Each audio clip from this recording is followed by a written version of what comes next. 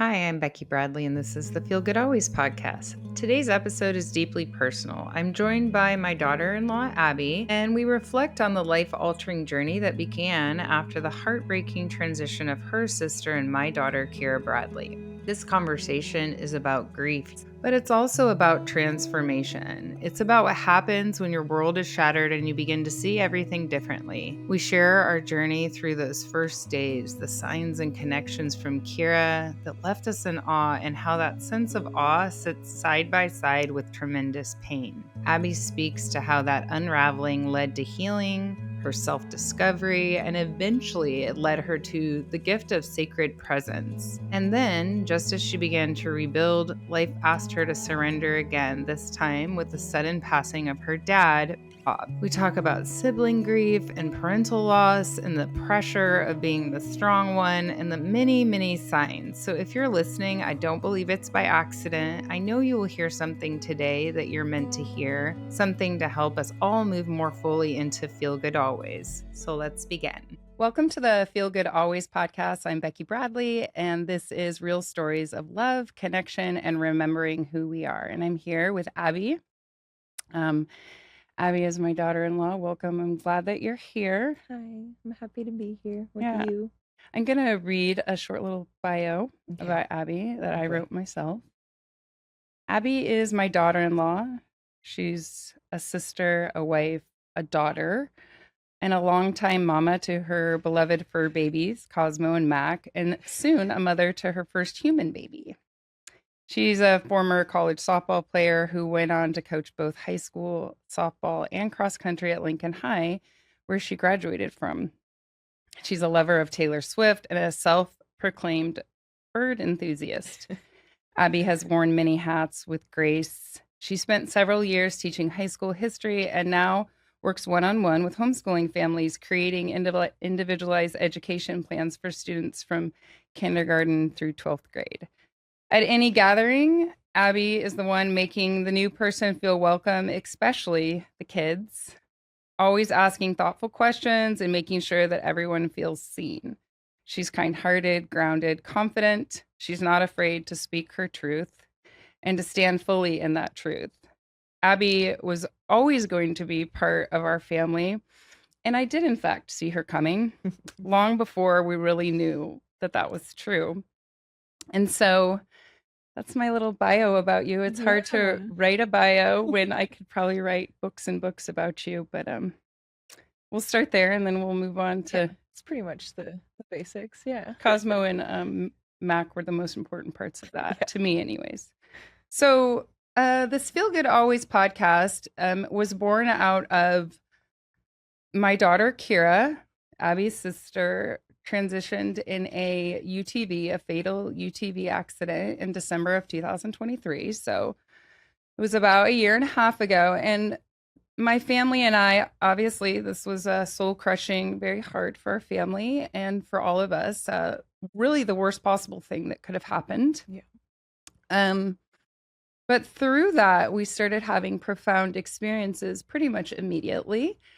And definitely immediately, sign after sign, connection after connection. And what I found was it wasn't just me and it wasn't just our family, although we were at the center of it. Many, many people were having these profound experiences with Keira that had us questioning everything we thought could be true in the physical world. And so I would have these conversations with a lot of people, and I was guided by Keira and to start this podcast where I start having these conversations where we see all of these connections, because it's not a book, it would take me a long there's so much stuff happening all the time that even to convey all of it is a lot. And so I'm going to start having these conversations where we're talking about real stories, mine and yours, mine and other people's, of these wild things that have happened that, show us that more is happening here. And one of the questions, well, Abby is my first guest, and we could talk about that later, how that, Keira showed me that it needed to be Abby, which is so beautiful. And one of the questions I will ask everyone is how you know Keira. Obviously, she's your sister, and but I'm going to let you share how you came into our lives. Yeah. Well, my connection to Kira, yeah, in the simplest sense is that she is my sister-in-law and my sister. But yeah, I met her in 2011, I think, um, when I really met you. I guess I knew Tyler before that, I but guess Tyler's my son, so yeah, her husband. yeah. So Tyler and I went to school together, but I started working at the gym, and you came into the gym with the girls. And so I think Kira was like 3 around that Mhm. age. Yeah. Lila was like 1-ish.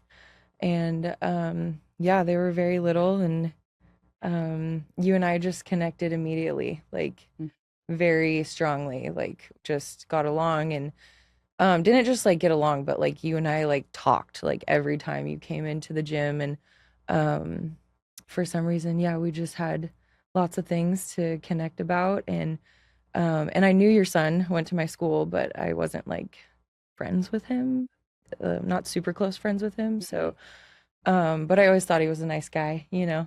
And so yeah, I just felt like very connected to all of you and the girls too, both Kira and Lila at first.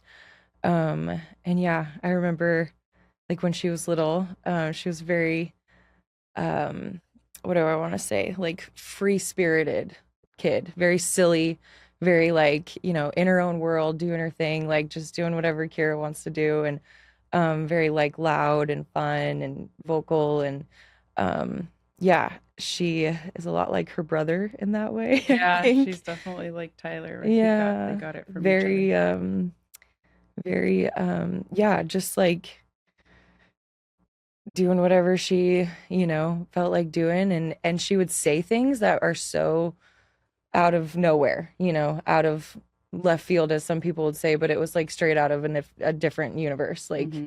she would say these crazy things, and it was so entertaining all the time. But I was like, dang, where's her mind?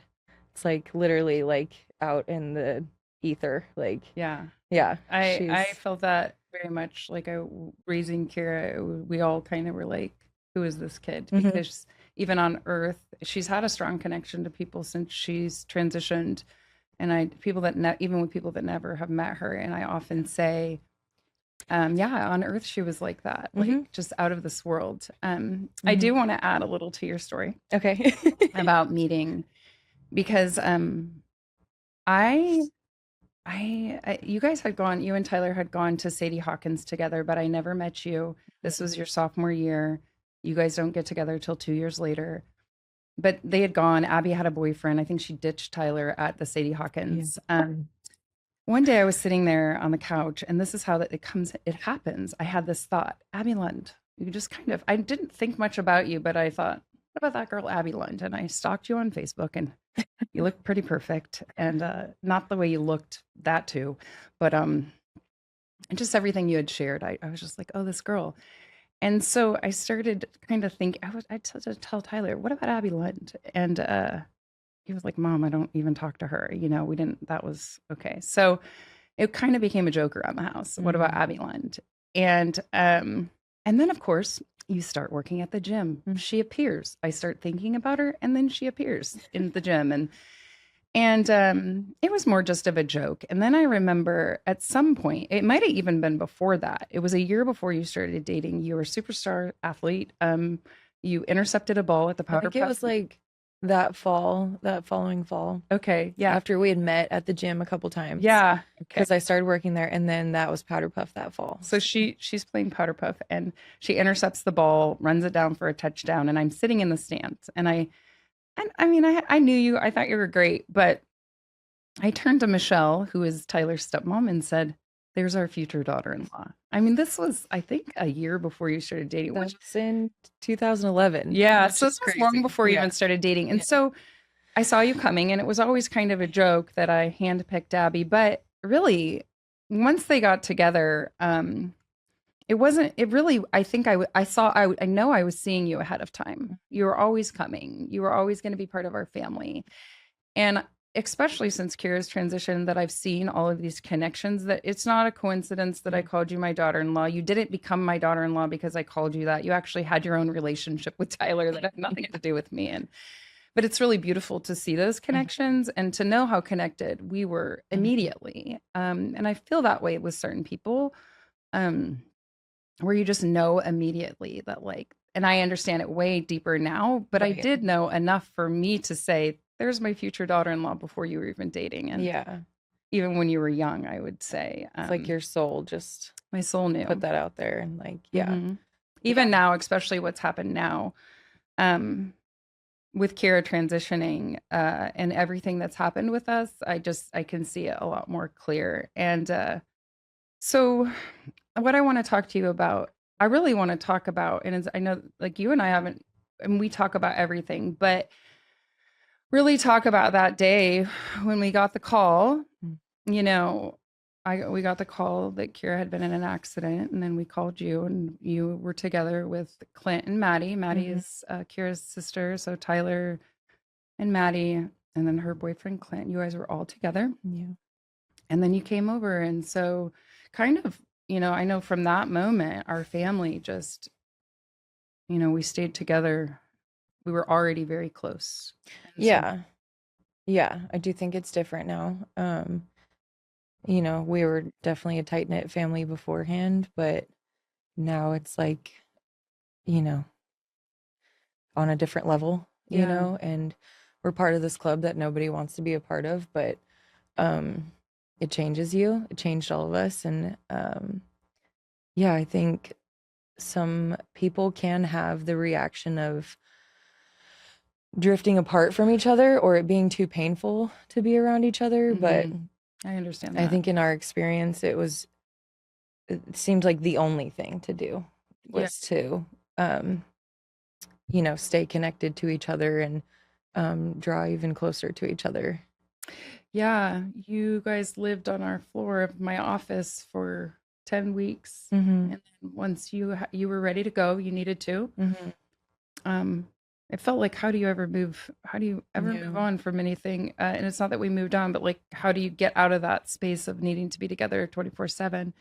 And you left, and then we just came and Yeah. moved in And with you. then the So storm said, actually, you guys still need to be together. yeah, So, that's an interesting story that yeah. I was so sad that they were leaving, and then our power went out, and then I ended up going there. So, Yeah. And we had everything's room for always both of you taken care of guys. for us. Yeah. And you had room for all of us. So, Hmm. do you remember that night? The night, I mean, I don't want to go too deep into that, but do you remember what you said to me? Uh, I said a few things that, yeah, about you. You said something to me, and it's so interesting. It reminds me, it's sad. It reminds me of just how I see you always wanting to take care of everyone. And one of the first things you said to me, do you remember? I think so. Do you Yeah. want to say what it was? I Or think well, I had like an overwhelming feeling of like, why wasn't it me instead?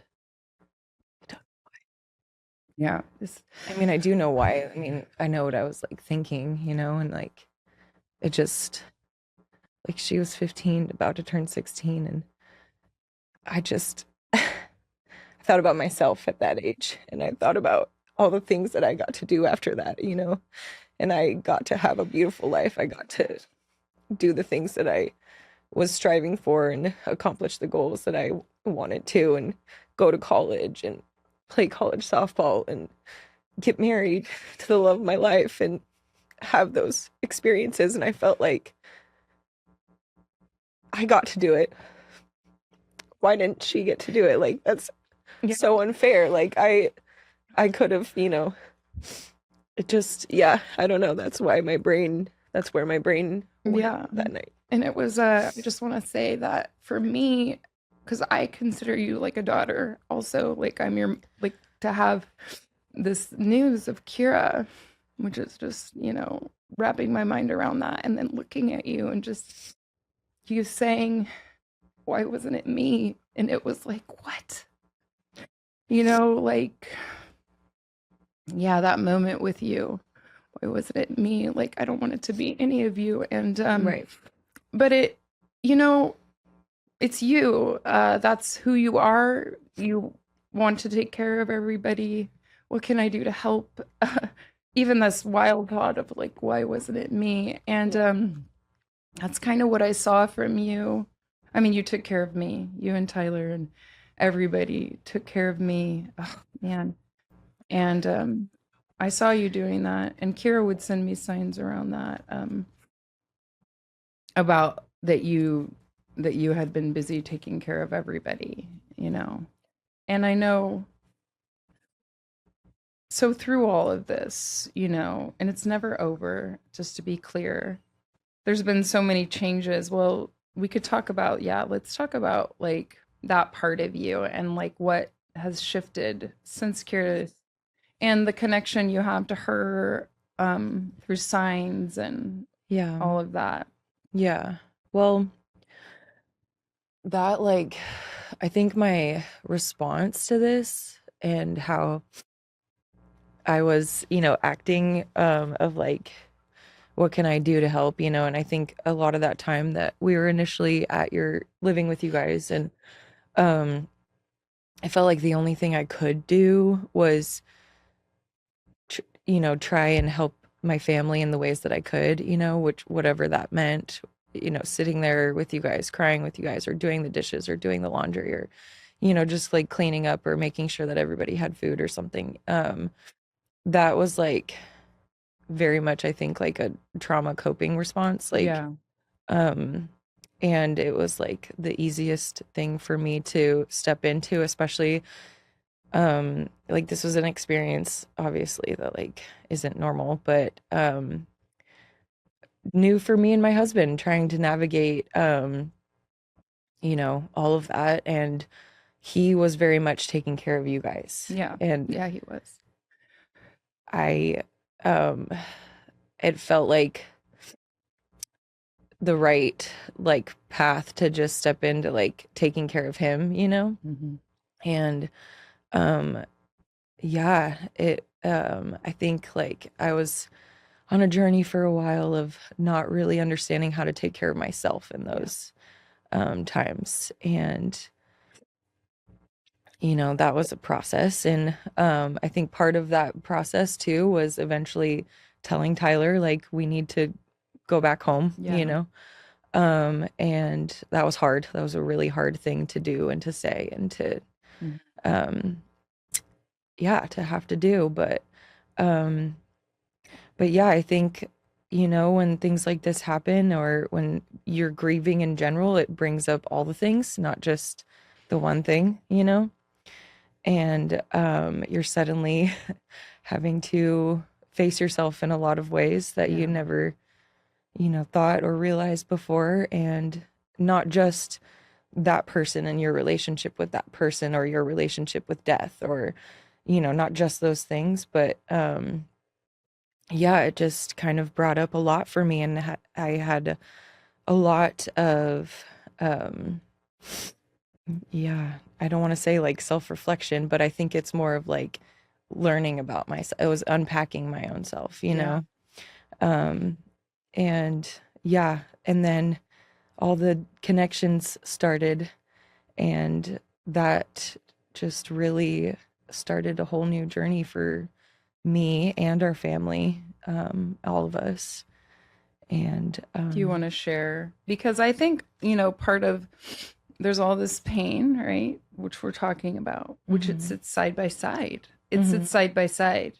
yeah, The pain is part of the feel good always. right, When we call the podcast feel good always, it is about being here for this full human experience, which is feeling, mhm, and it sits side by side. The good always is coming from this wild stuff that has happened where we do start feeling good because we're being helped, mhm, you know, through us so much stuff. But that doesn't mean that we don't feel. We had to feel, and we mhm, continue to have to feel. And you know, there was so many things happening pretty much yeah, immediately. I mean, the following day we had a double rainbow over our house, yeah, which seems so simple now talking about rainbows because you know that's just not, there's just been so much that she was connecting to yeah, show us. And so do you have any other things that yeah. specifically were for you? Um, well, I think A couple of them like definitely involved all of us, you Mhm. know, but I think my first big one was um with the ladybugs, and we, you know, this was like the first week. I don't remember, somewhere in that It was on her first few 16th days. birthday party. Okay. She had planned we had planned a 16th birthday party for her, and we all went that she was going to have. I mean, Yeah, she was supposed to be there. right, So we went to the party, but we hiked before and right. the ladybugs Yes. and the rainbows. Because we didn't know what else to do with our bodies and all of this energy, you know, and we are just like hiking and biking and walking and doing all those things. I think pretty early on, we Day started two. doing that. Yeah. Mhm. And we were going for a hike, and my best friend wanted to join us, and Sam, and we were just in our zombie state. We get to the trailhead, we park, we get out, we start walking, you know. And then it hits me like we were already like 5, 10 minutes into our walk, and I was like, oh my gosh, we were supposed to wait for Sam. So we turn around and we start walking back to the trailhead to meet up with Sam on the way. And um we had just like stopped to wait for her, and right at the spot that we had stopped on the trail, I think somebody noticed that there was a ladybug on Tyler, Yeah. and then we took a picture of it. And then there was all of a sudden like more ladybugs flying around, and there was a couple on Tyler's sweatshirt. And then we realized that like right where we stopped was at like a ladybug colony on Hmm. the side of the trail. Thousands and thousands of Yeah, like the ladybugs. Yeah. most ladybugs I've ever seen in my life. And it was just at that spot where we had just stopped to wait for Sam. Um, and then we looked up like, why are we seeing ladybugs? And like it's all these signs of, or it's all of this symbolism of, you know, transitioning of life, and, you know, all that, all the connections that we needed at that moment. And so that was kind of like the first thing that I was like, well, this is crazy, you know. And obviously we got lots of rainbows and stuff, but and initially I remember there being a lot of birds at Mhm. your house too. And that was a big one for me. I think I just had kind of been like drawn to I don't know what to call it, ornithology, I guess. But not just the study of birds, like the spiritualism of them, you know, and the mysticism of them, and their ancient wisdom, and like just how beautiful they are. I just have a weird appreciation for that. But and it's not from nowhere. I know that I get that from my dad, and he Mhm. studied birds, and, you know, got his degree in wildlife biology, and we grew up with that being like a thing that he was modeling for us. Anyway. And Kira used to make fun of you. So yes, Actually, you're she wearing did. the bird I shirt am that wearing she it made fun today. of you. Yes, so I am wearing my the mountain eagle shirt that I just bought because I liked it. Make fun of you with all your bird shirts Yes, and and how I do much have you a always had couple. to buy a bird shirt Yeah, everywhere we and went. so one of the last few trips was a trip to Big Bear that we took with Kira for a yoga festival, and that was a really fun weekend together. Lots of good memories from that trip. And while we were in Big Bear, um, I mean, I had already worn this shirt, and she had made fun of me for it. And Mhm. then um we were at like, you know, the little shopping center with all the booths, you know, and I had stopped at the booth with the birds because I was like, what's going on here? And um they were talking about Jackie and Shadow, Mhm. the birds of Big Bear. This was 22, Yeah. October of 22. um and I was like, tell me about them, and like learned all about them, and learned about the program that, you know, funds the cameras that are constantly watching Mhm. the live feed on them and stuff. And so I bought a t-shirt to support the program with Jackie and Shadow on it. And yeah, so I buy this t-shirt, and then the next day I put it on, and we're like going back to the yoga festival, and Kira was like, oh my God, you got another bird shirt.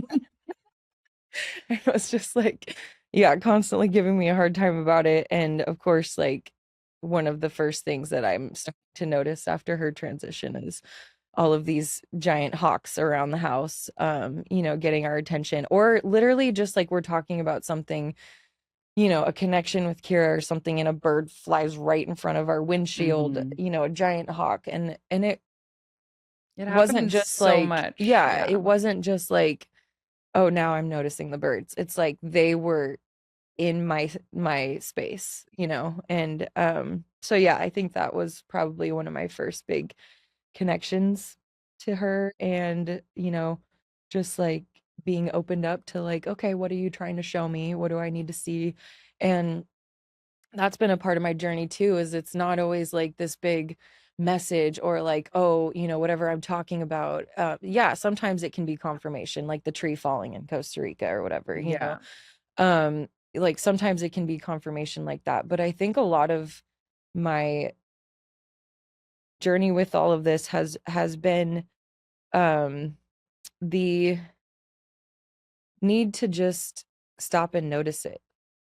Like, whatever, I don't need to get like some psychic message from this hawk. Just stopping and looking at him and being in that moment that, you know, me and this bird are having. Like, It's a I'll be feeling. the crazy person to pull out my binoculars and just stand there and be Mhm. there, you know? Mhm. I don't care what people think of me anymore. I am being gifted this moment, and I think that has been a big part of my journey too, of like what I'm being shown, you know?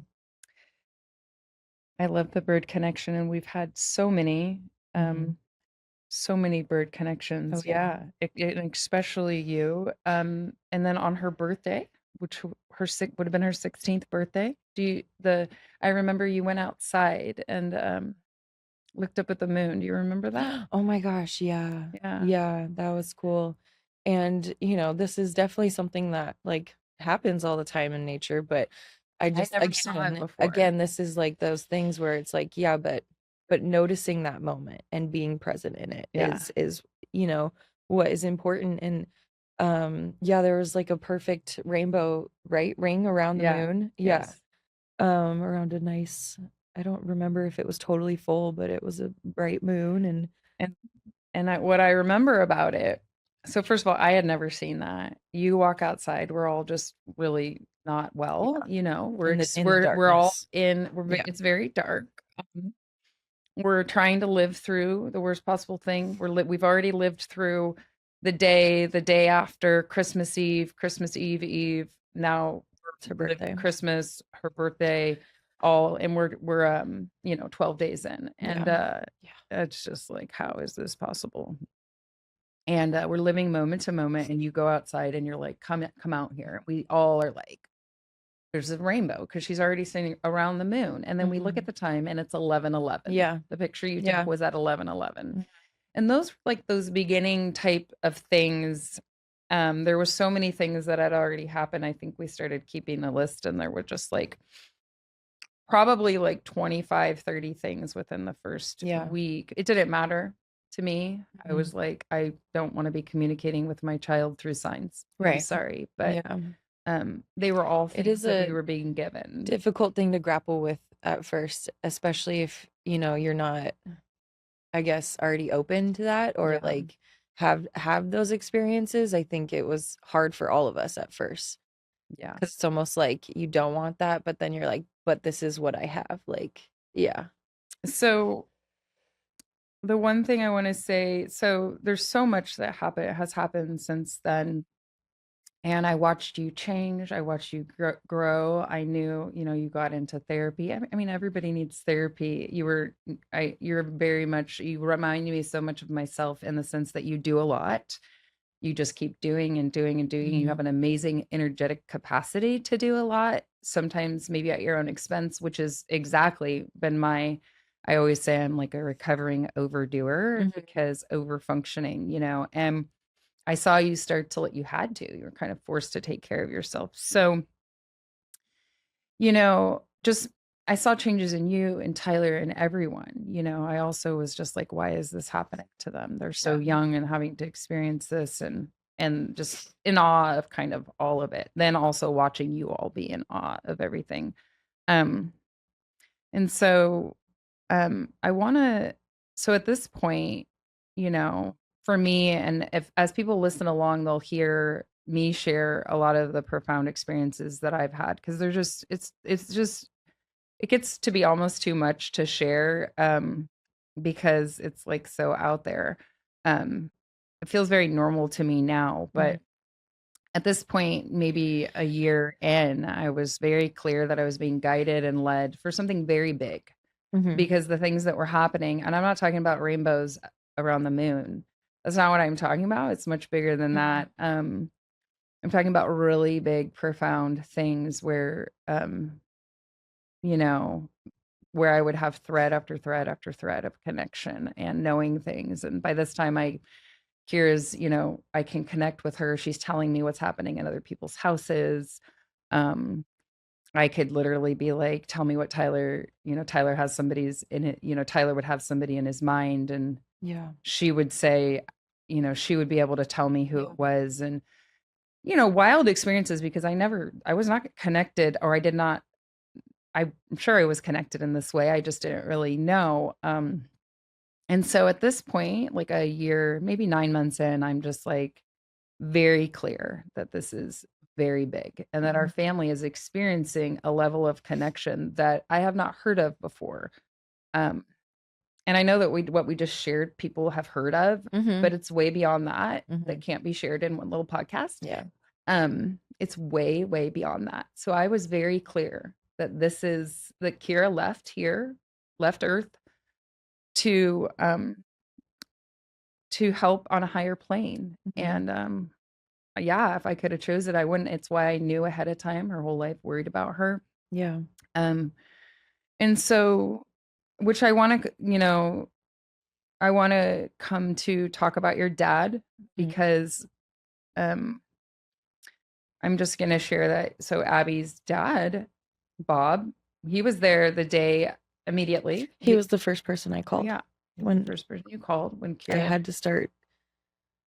I called him at 4 in the morning. Yeah, Like he was, and he answered, of course. and he was the only person I called then, and then, Yeah. but yeah. And he was at my house by 6 in the morning, Mhm. after the day which the house filled up with people, and Bob and Carol and many of your family members were there for you, for us. And Bob was there for me. He had a very strong presence, and he, was there not just that day, but many days to follow. He was in my house, would pray with me, would sit with me, would talk with me and with you. And so, yeah, if you want to share about your dad. Yeah, my dad was very strongly rooted in his belief in his Christianity, and Mhm. very faithful man in that way. And um what was my dad like? He's just Well, yeah, we like, want to also, I haven't said this yet for anybody that doesn't know, that your dad he was in a plane crash um, on May May 1st of 1st. 2025. Yeah. So Yeah, just recently. unbelievably, for a family that has already experienced something like Kira's accident, to have this happening again. Yeah. Uh, One, and I think you said you asked ChatGPT. Yeah. I don't know why I did this, but for some reason my grieving brain just needed to know, like how did this happen What to are the me, and odds? Yeah.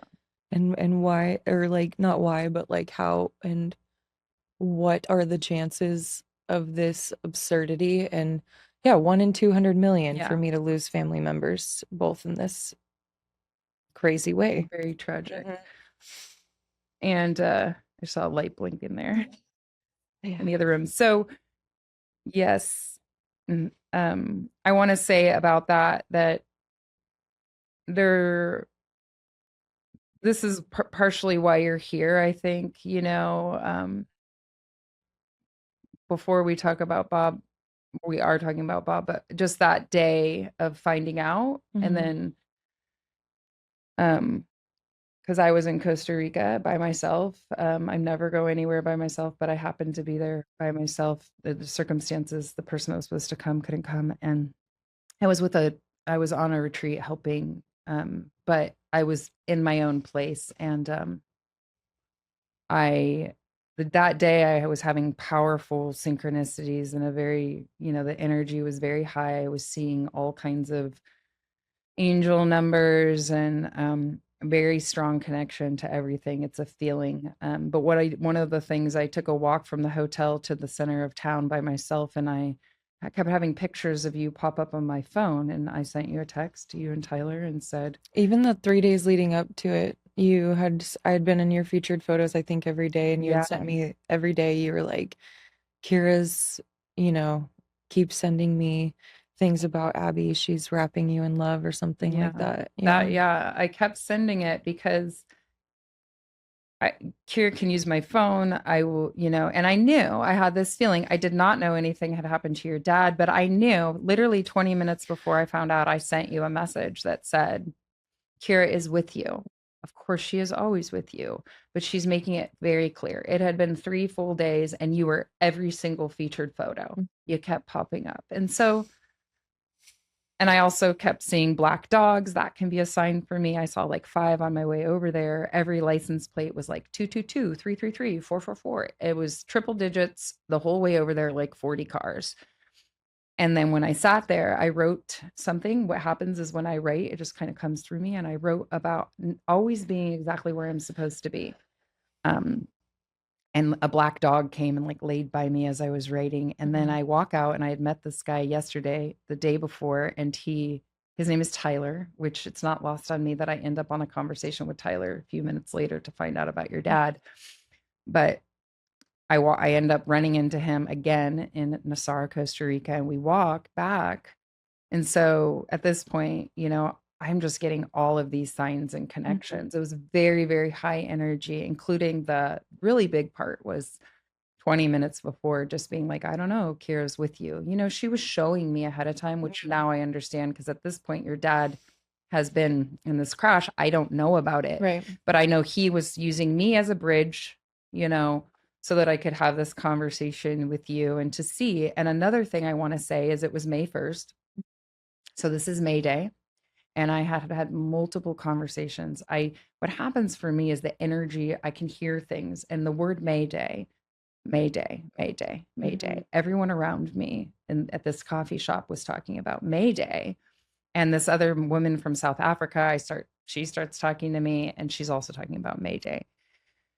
And as tragic as it is, we realize a couple days later that your dad has been in a plane crash. Of course, he went down on Mayday in a Mayday. And I was hearing the word Mayday, Mayday, Mayday, which I share that because it's like this connection to show me like this is all happening as it Yeah. as it should, which is a hard thing to say. It's a hard thing to accept. It's Yeah. a hard thing to accept, and I would never tell anybody else that. Right. Nobody needed to tell me that that's what was happening with my child. I could come to that on my own, but I'm saying what it was telling me, and I know you and I have had this Yeah. conversation.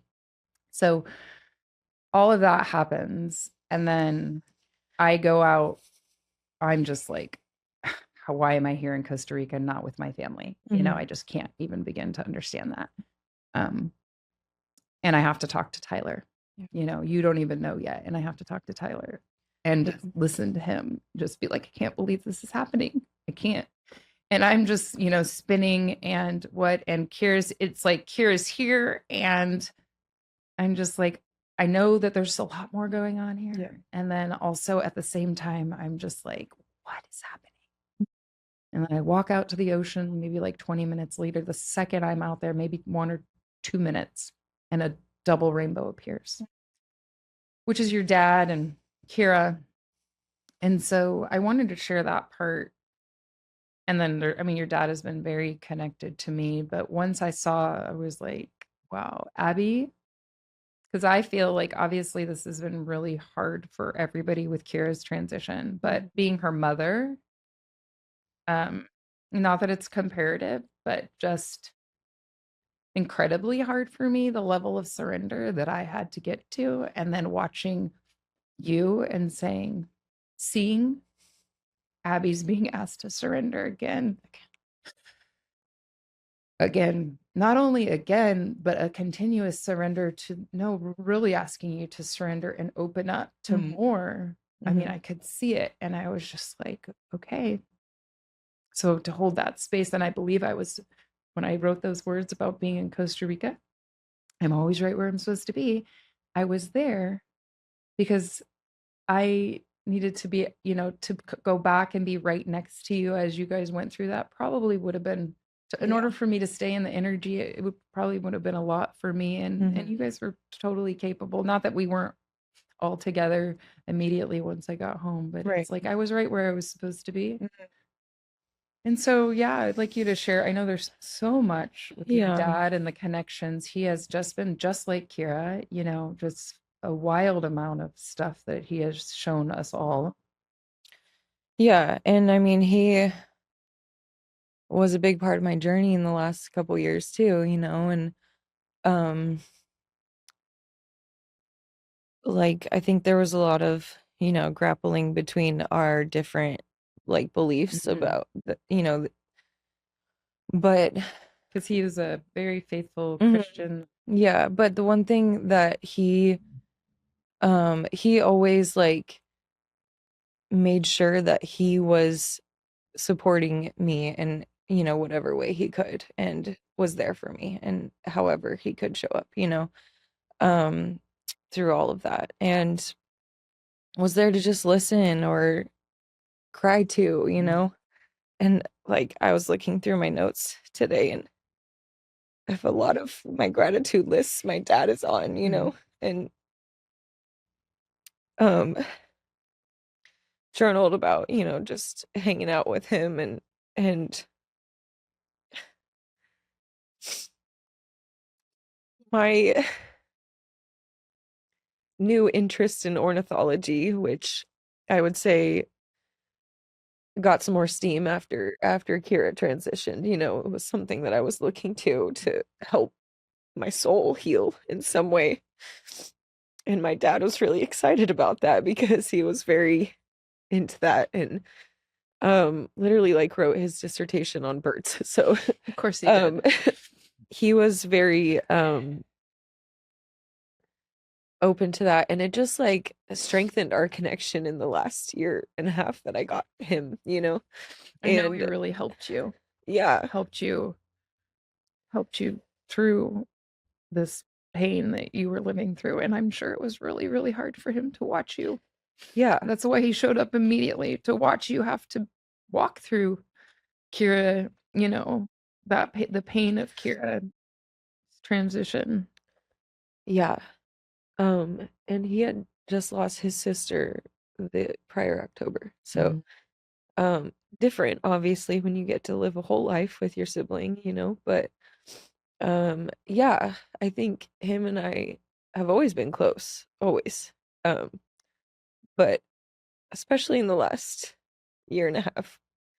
Um, and I know I got closer to you guys obviously through all of this, but it made me think about all my relationships in a different way, and of course, I think everybody kind of goes through this when you lose somebody close to you. Like you reevaluate what's important to you and you reevaluate how you're spending your time with the people that are important to you and how much time you're spending with them. I look at the difference in um how I was a sister to Kira and how I'm a sister to Oh, Lila yeah. is so different now, and Which is and Tyler's that way and Maddie's that way. I mean, everybody, I want to be really clear that our family was extremely close already. And I thought there's no way we can get closer, but we but did. we did. Yeah. And the level of, Kira and Lila being 18 months apart and Mhm. so close. And then for Tyler to come in and you and how close all of you guys are, even closer than you Yeah. were before. Yeah. Yeah. Yeah, and it really changes how look at those things. And I earlier you mentioned that we both are, what did you say? Over Overdoer functioning. I like to say recovery. Yeah. recovering over functioner. Yeah. Yeah. Um, you talked about like I played college softball, I coached cross country, I coached softball at the high school. I was signing up for extra responsibilities at work. I was taking on more classes than I probably should have, but I always thought I can do it. I can be the one to do it for other people, um, constantly taking on more and more. And after Kira transitioned, it was just not possible anymore. for me to be giving all of that time and energy to, no offense, but people who didn't matter as much to me, you know? Yeah. And, I sat there thinking about how much time I had spent with all of these teenagers, which is not something I regret. All of these kids that I had coached and went to summer camp with and, spent so much time investing in them. And then I had this sister who I didn't have the chance to do that with anymore. And I couldn't go back and get that, but now what do I have? Now I do have that opportunity, with all of you, with Lila, with my parents, with you guys, with Tyler. Like, it just really changed my it changed what I felt like I needed to be doing. And I think a part of that played into my relationship with my dad in the last year and a half. And um because even though we had always been close, we had had some tension about our differencing in beliefs, political and religious and stuff. And it's just like, none of that really mattered after a certain point. It and doesn't matter. and all that mattered was just us spending time together and being connected and knowing how much we loved each other. And that was it. And um a lot of things happened in the last year. But my dad lost his job last year, and a lot of people think like that's a bad thing, a terrible thing. And it led to a lot of things, one being him purchasing the plane. And well, he had done that right before he had lost his job, but now he had all this time to do all of these other things that he hadn't really had time to do in his life, before that. And part of that was spending more time with us. And Mhm. Which is so beautiful and divinely yeah. orchestrated when you look back at it. Hmm. You're just like, of course. Exactly. And he helped me coach softball this last season, which is something that I never would have expected him to do. And he's always a very busy guy, he was always like fully employed and also working on 7 other projects Mm. and helping the church out, playing the drums 3 times a week, like, all the things, doing everything for everyone, just like that's how I was, Mhm. um, and that's what he modeled. So, but yeah, I'm obviously very grateful for that extra time. And not to say that like we weren't close before that, but it was like even more one-on-one time and just being around each other and getting to have those experiences. And yeah, it's a blessing. I think when I think about like the feel good always, it's that part too. It's like these being together, like everything, every relationship, every looking at a leaf on a tree, every single moment just has more feeling in it. Um, like being really present for the people that you're with, um, for every single experience, even obviously we know all too well they're really hard, but then, yeah, just to be able to look and to look back and know that you got to have that time with him on earth. And I want to be really clear about the way that, and I know you know this too, that it's not over. Of course, I would love Kira to be here physically, and I'm sure your dad, but it's not the end. Mhm. It's Mhm. only it's only really beginning this part of it where they're showing us, working through us right here, and whatever we're supposed to say or do for other people to hear so that they could Yeah. help them. Yeah. And I know when you look back, you see things and you're just, I know with Kira, there were so many things that happened ahead of time that I could see like a big picture to rise above and be like, I knew this was coming, not just little things, but a lot of things, signs Mhm. ahead of time. I know in the days before I had some signs, and I want to preface this for anyone that's listening. When I say these things, when you start having something ahead of time, maybe you think it's a sign. If it starts spinning you out in fear, because when people hear, "Oh my gosh, I was afraid something would happen to my child," and so we have to stay in this moment. Right. So when I share like the things that happen ahead of time, if you have something happen, like a thought, like something's going to happen, that does not mean that it's going to happen. Right. So we stay present, we stay in the here and now. And so if you find yourself spinning off, and I'm speaking to the people that are listening, come back to where your feet are planted, because that's not why I'm sharing this. I'm just sharing to show there's something much bigger going on here. So Mhm. the day before, you were listening to a podcast, I was, the yeah. day before your dad transitioned. Yeah. Um, and it was, let's see. Yeah, just a random, I won't name it, but it was like a, whatever, a random guest on this podcast that I like listening to. Um, and I had never heard of this person before, this Mhm. guest person. But she was apparently a journalist and was talking about her reason for becoming a journalist and why her style of journalism is different, and basically when she was 10 years old, her dad was a pilot, and her family, her mom and her brother and her, were at an air show watching him fly and perform, and he crashed and Mhm. died in front of, like 10,000 people, and including his family. And she said she went home that day and was watching, the news was on and everybody was coming over, and the news basically covered the story and like just really like dehumanized him and made it Mhm. more sensationalized about like the tragedy and the big event of it all. The news And tends to do that. yeah, and she was very hurt by that and felt like her dad, this person that was so important to her, had been lost in all of it.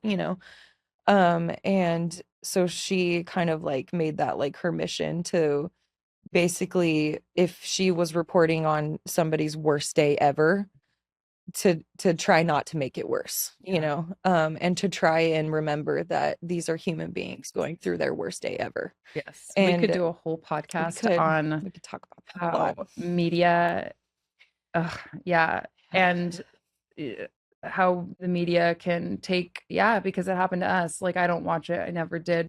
The fact that you were listening to a podcast of a woman talking about her dad dying in a plane crash the day before, Mm, when you told me this, I'm like, well, of course, because yeah, we do see, we are shown specifically, us, our family, we see things ahead of time. We kind of know things. mm. And so, and that kind of stuff happens And to me. he was on my mind that night and the next morning. So again, he was helping me coach, and I had seen him that Saturday, which is another story I'd like to share. Um, and on Tuesday, he missed our game because his back was hurting, and he went to the chiropractor and stuff, and he just was physically not doing well. So he missed our game Tuesday. And Wednesday night, I was thinking about it. And that day, I didn't know that he was already gone when I had messaged him. But yeah, he was on my mind. I was thinking about him. And my last message was, "How are you feeling today?" Because I just felt something. I don't know what word to put to it. Yeah, I believe it's him because he's already, he was already working through me, connecting with Mhm. me, before I knew. I had a lot of things that happened in that time Yeah. period, that period of him kind of showing us, and just like, it's all, this is what I feel like, it's the bigger work that we're doing here. Yeah, wouldn't have chose this. Becky Bradley in this human body would not have chose this because Yeah. it's hard. But here we sit and we're very clear, you know. And now your dad, who was like Kira, a huge presence here Yeah. on earth, Yeah. um, a beautiful person at his service. You asked people to stand up if he Mhm. had ever helped them, because he's kind of known for that. And almost every single person had had an experience where, It's most of the room. Yeah. yeah, of course. Yeah. And it's like, I'm having chills all in my body, and I know they're here, I know they're here, and I could feel it, Mhm. when I experienced your dad's service. It's like, that's what we all want. We Yeah. want to live a life so big and so beautiful and so being of service that when you are spoken about, you're spoken about in the way that your dad was, and the way that Kira, and the one beautiful thing that I know for 100% certain, I had all kinds of signs going into his service too, including a red-tailed hawk flying in front of my window as I pulled in. Um, it's not over Yeah. because they're still here, And that's, connecting, doing what we're doing here. You yeah. and I today, they're here, they're helping with this. So, Yeah. if you want to share that story about that Saturday before. Mhm. Yeah. And this kind of like really just, I mean, yeah, I'll just share. So there's like a lot that happened that weekend. Um, Because what day of the week was it that he transitioned on?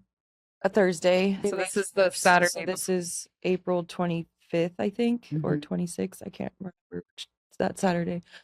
Um, and so okay, so I was, coaching high school softball, and we have this tournament every year in Tracy, and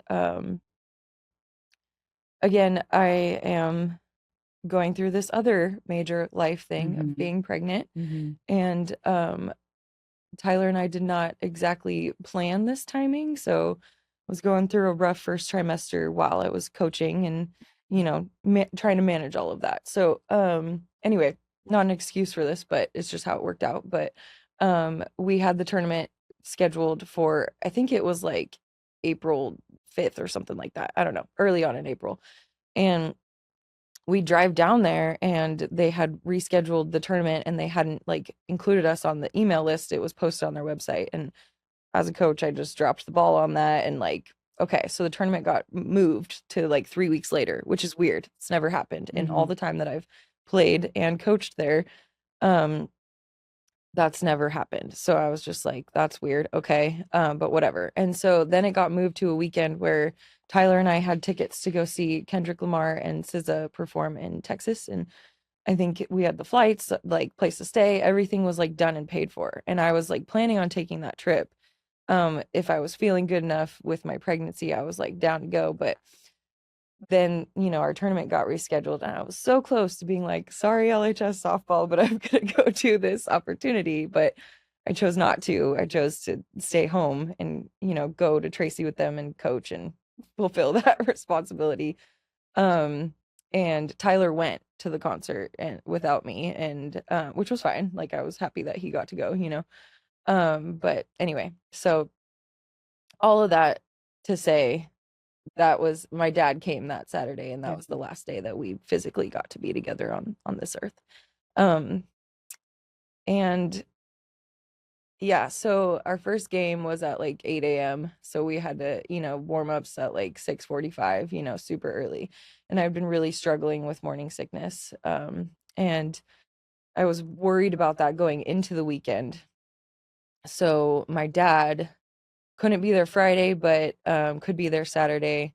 So he got up super early, 4 or 5 a.m. to drive the couple hours out there to be there by the time warm up started for Mhm. us. And um, which is just like it's just so my dad to do that, and like he's not a super knowledgeable softball guy, but he's just there to help and support in any way he can, and we had talked a lot about that throughout the season of like he wasn't there to be a softball coach necessarily to them.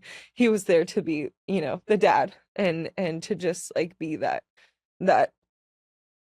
positive presence, and and that's what he was. And that day we had a game break for a couple hours and we just kind of sat around and ate lunch with the girls and listened to them talk about teenage girl high school stuff. And my dad, told some funny stories about high school and then was talking about me and my high school stats and like all that, just bragging about me like he usually did, and just like having like fellowship with us. And it was so beautiful. And um during that time, I took a moment to stop like all the girls and share with them about the LOK event that we were Yeah, planning. the Live Lake Kira Yeah. party that was going to happen about a month later. Yeah. So and I, was hoping that they would come and um support in whatever way they could, but I wanted them to know why we were doing this and what was the purpose behind it and everything. So I talked about feel good always and I explained what feel good always meant to me. And I'd love you to share that because that's one yeah. of the questions that what does it mean? What you Hmm. told those girls, and really, what does feel good always mean? So, the Live Like Kira event, we have the Keira Bradley Foundation that helps foster kids. But What is it that you told the girls, or that what does feel good always mean to you? Yeah. So, I mean, initially when people hear that, I think they think like be happy all the time, which is what it can sound like, but I, was very clear like that's not always what it means. And feeling good always, this concept that we're talking about is not always easy, but it's not hard, always hard either. And really, um, to me, it just means to feel deeply and wholly in whatever that is. Being open, being present with whatever that feeling is in that moment. Understanding that all of our emotions have a purpose and feeling them is a good thing. That's why they're called feelings. They have to process through our body. We have to emote them. Like we can't just keep it all in. So whether that's crying when you're sad or laughing when you're joyful or, you know, moving your body in a way that gets your anxious energy out or your anger or whatever that is, I think is all good. Yeah. That's the always feeling it. Um, and pain can't be avoided, but pain is our evidence of our love. It's not something that we can live without. And why, we don't want to because that would be living without any feeling. And that love and connection our life. That is the point. That is the whole point is feeling it all the time and saying the hard things, saying the honest things, being authentic in the moment, showing up as your full self, stopping and noticing the things that are calling your attention and actually being present with that in that moment, paying attention to what is being shown to you, opening yourself to that, listening to that urge, gut feeling that you have inside of you. It is always right. And it is our direct phone line connection to our whatever it is, our spirit guides, our higher selves, our angels. That is always right. And it's guiding us constantly. And that is part of feeling that I think when people turn off that, because it's sometimes easier to not feel the pain and not feel it all and not feel any of it. Turn off that gut instinct and that thing that is guiding us. It really is our guide. And removing the fear from the decision making, from the planning, from the worrying, and ultimately trusting in right now. Yeah. Man, there we go. I'm gonna go back and listen to that like 10 times. This is what I'm talking about when I'm just like, it's just coming through. What Hmm. you just said is just like, yeah, Hmm. so beautiful. And we've been through, I often think that our family, the closest people, I feel like I was the center, our family was the center of a bomb that went off, Hmm. on that December 16th. Yeah. And like we survived a shipwreck, Right. and one of the most beautiful things is what I just experienced with you is this profound, you were already a whole, beautiful, amazing human before this, 100% already. But to watch you move into this other level of experiencing the awe and wonder, being willing to, I mean, you don't have a choice, but you do. Mhm. And it's really beautiful to witness. And Thanks. I'm so grateful to, you were always coming into my Yeah. life, and that it's not easy, and that I can sit side by side with you and watch that, she's being asked to step Mhm. up and do more, and to have a baby. Yeah. And everyone's like, "Oh, are you so excited about the baby?" Yes, of course I am, but it comes with a lot. I know that when you found out you guys were having the baby, you cried in your car Yeah. because everything feels like it's without Kira. I mean, Mhm. I just want to say that Kira showed me sign after sign about this baby coming. I started seeing twin. I didn't know you guys were pregnant, but I was seeing twins everywhere, which is a joke, like haha, it's twins. And then I was seeing X's and pinstripe lines, which is pregnancy test. And then for some reason, I had texted my friend an hour before you came over, and I said, "There's something about brooms and turkeys, which is a weird thing to say, but turns out the baby is due between Halloween and Thanksgiving. So we got brooms and turkeys. And that's a longer story, but as we sat around the table and you telling us that you guys are, having the baby and the lights are flickering, and I had sat there, after Keira transitioned and thought, how will I ever live through the news of we all like the news of a grandbaby, Lila getting married, Maddie getting married, and Keira, in that moment, I mean, she had already shown that she's still right here. She's still right here in that moment, watching us all experience you telling us and feeling good and knowing that she's like, I knew before you, and I'm just showing you. And so I think we're going to end there. But what I really want to say that your dad, I'm so grateful to your dad for everything that he did here on earth and everything he continues to do. And obviously super grateful for Keira, and that, that I hope that if anyone who is listening, that you heard whatever you needed to hear today, and that you, you keep following along. You could subscribe to this podcast, and because there's so much more than we could share. And we could get into some real crazy specific. Yeah, there's so much more. And I trust, I live, just like you said, I live here in this moment.